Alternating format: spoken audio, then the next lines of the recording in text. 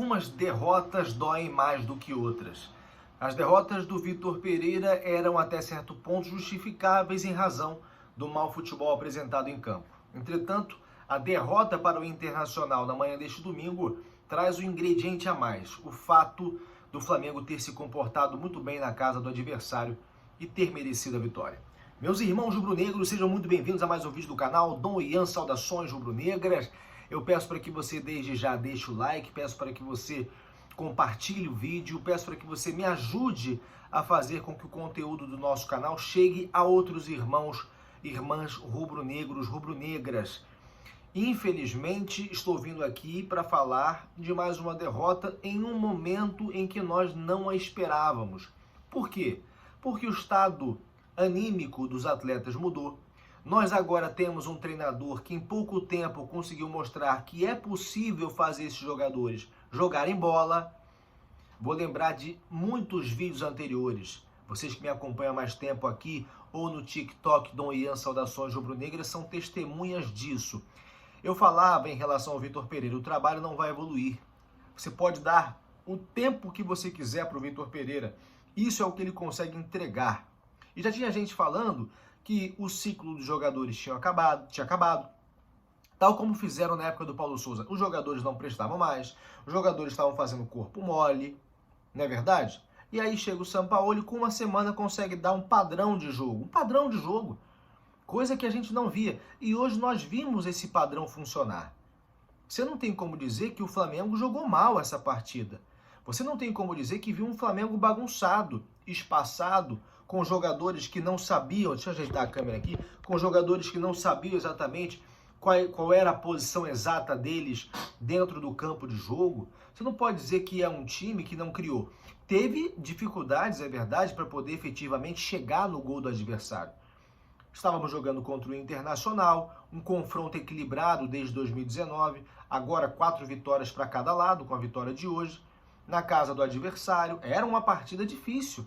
O Flamengo, embora tivesse mais de 60% de posse de bola, o que também já não se via, porque no time do Vitor Pereira o Flamengo ficava sempre sem a posse de bola, se defendendo, jogando a bola para o primeiro lado que aparecia na frente. Vamos lembrar do Fluminense? O Fluminense no primeiro tempo tinha 70% de posse de bola. Uma coisa absurda, tá escorregando isso aqui, perdão, gente. Uma coisa absurda. O Flamengo hoje teve mais posse de bola. O Flamengo, em muitos momentos, poderia ter, inclusive, aberto o placar mais cedo. Quando o Flamengo faz o gol já aos 18, 19 minutos, salvo engano, do segundo tempo, o Flamengo já tinha tido uma cabeçada perigosa do Gabigol, já tinha tido um chute de fora da área perigoso do Everton Ribeiro, e poderia sim ter saído à frente do placar. Estava se comportando bem lá atrás, o Léo Pereira muito bem na partida de hoje, tal como o Gerson. Há quanto tempo você não viu o Gerson jogar dessa maneira? Existe o efeito Jorge Sampaoli aí? Sim, existe, mas existe também sistema tático envolvido nisso, não tenha dúvidas. Infelizmente, você tem um Gabigol cuja apatia você sente no olhar. O olhar do Gabigol dentro de campo hoje é um olhar triste.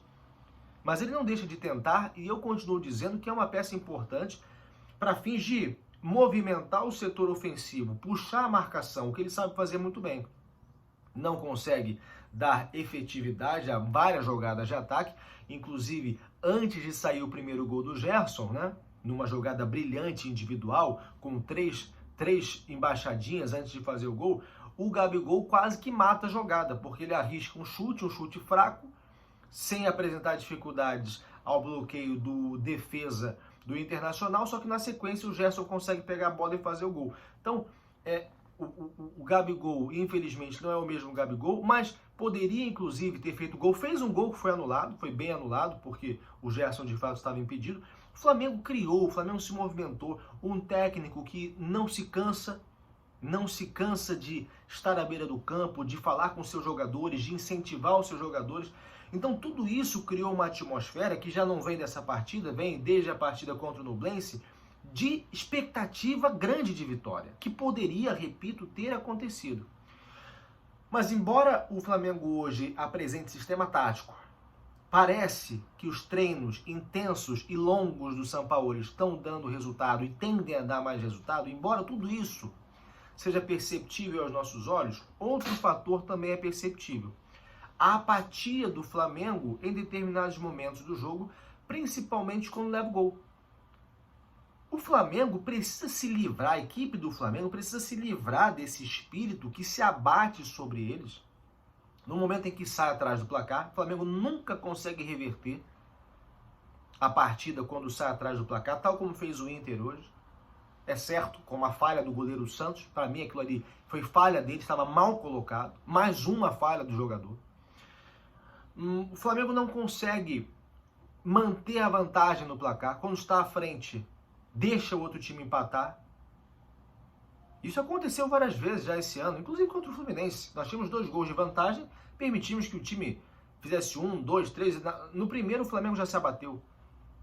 Então o Flamengo tem uma certa dificuldade, e séria dificuldade ao mesmo tempo, em manter placar e conseguir não se abater no momento em que leva o embate. Isso tem que mudar, talvez seja o maior desafio do Sampaoli. Porque o Flamengo sofre o gol, e no momento em que o Vidal já estava cansado, demorou para mudar o Sampaoli, o Vidal estava cansado. Se você perceber, o lance se origina na entrada da área do Flamengo porque o Vidal não oferece combate. Quando chega, já chega atrasado, a bola já vai para o lado esquerdo da defesa do Flamengo, que está aberta, e aí o Maurício consegue fazer o primeiro gol. Naquele momento o Everton Ribeiro, já cansado também, talvez as mudanças deveriam ter acontecido antes. E o Flamengo se abate, o Flamengo não consegue fazer mais nada, em determinado momento não ataca mais. O que vem a mudar já no final da partida. Nos acréscimos, tivesse o Flamengo um pouquinho mais de sorte que faltou naquela cabeçada do Gabigol, no chute de fora da área do Everton Ribeiro, tivesse um pouquinho mais de sorte o Flamengo, aquela bola na trave do Matheus França, após uma cabeçada, teria entrado, o placar poderia ser diferente.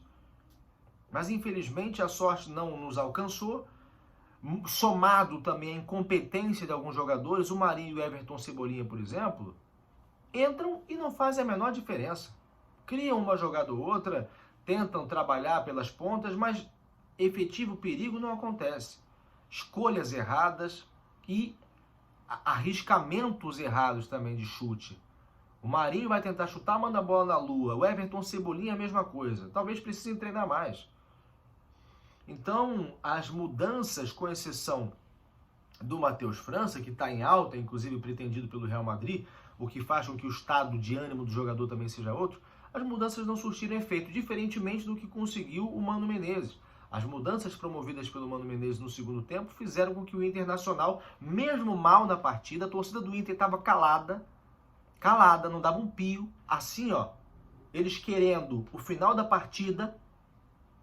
O empate para eles era excelente, porque manteriam aí a contagem de 8 partidas sem derrotas, conseguiram achar um gol, repito, numa falha do Santos, que se Deus quiser, com todo respeito ao jogador, vai para o banco assim que o Rossi chegar. E tomara que o Rossi chegue bem, porque o Santos ele não aspira a mais confiança nenhuma. Nenhuma. Aquele lance, depois de o juiz não marcar pênalti, e se marcasse estaria errado, mas o juiz poderia ter sido induzido a erro naquele lance em que o jogador do Inter cai na área. O Flamengo teve tempo para se ajeitar. O Santos, ao invés de se posicionar, fica longe das traves e toma um gol por cobertura, que o adversário talvez não tomaria. Se o Flamengo tentasse arriscar um chute daquele 10 vezes, não faria. Me fez lembrar do gol que o Hugo Souza tomou contra o Ceará no ano passado. Aquele gol, quando o Flamengo já ganhava a partida, foi um absurdo e aconteceu nos mesmos moldes, já nos acréscimos. Então a gente tem sido acompanhado por falta de sorte, por derrotas que poderiam ser evitadas, empates que poderiam ser evitados, e isso está diretamente ligado com o perfil dos atletas dentro de campo após tomar os gols, após sofrer determinadas pressões, especialmente na casa dos adversários. Então, esse talvez seja o maior desafio do Sampaoli. Uma derrota que dói, uma derrota que não pode abater os torcedores, porque, querendo ou não, nós já vimos muitos avanços nesse pouco tempo de trabalho, e agora a gente tem que pensar no nosso próximo objetivo, que é o Maringá, O Flamengo tem uma dura missão, embora jogue em casa, embora seja um time muito maior, embora o Maringá tenha perdido vários jogadores, principalmente para o Curitiba, que é lá do Paraná também. O Flamengo está com uma desvantagem de 2 gols. E sair agora para o Maringá na terceira fase da Copa do Brasil, além de perda de dinheiro, perde-se também moral, perde-se esse ânimo que se instalou nos últimos dias. Isso não pode acontecer. Que Deus nos livre do mal, da inveja alheia. Isso aqui é Flamengo. Saudações rubro-negras. Deus nos defenda. Obrigado a você que ficou até aqui. Siga o canal do Ian Saudações Rubro-Negras aqui no TikTok, por favor. Me ajude a chegar aos 1000 seguidores. Indique o canal para mais 1, 2, 3, 5 amigos, 10 amigos, flamenguistas também. E não se esqueça de deixar o comentário. Muito obrigado. Vejo você no próximo vídeo.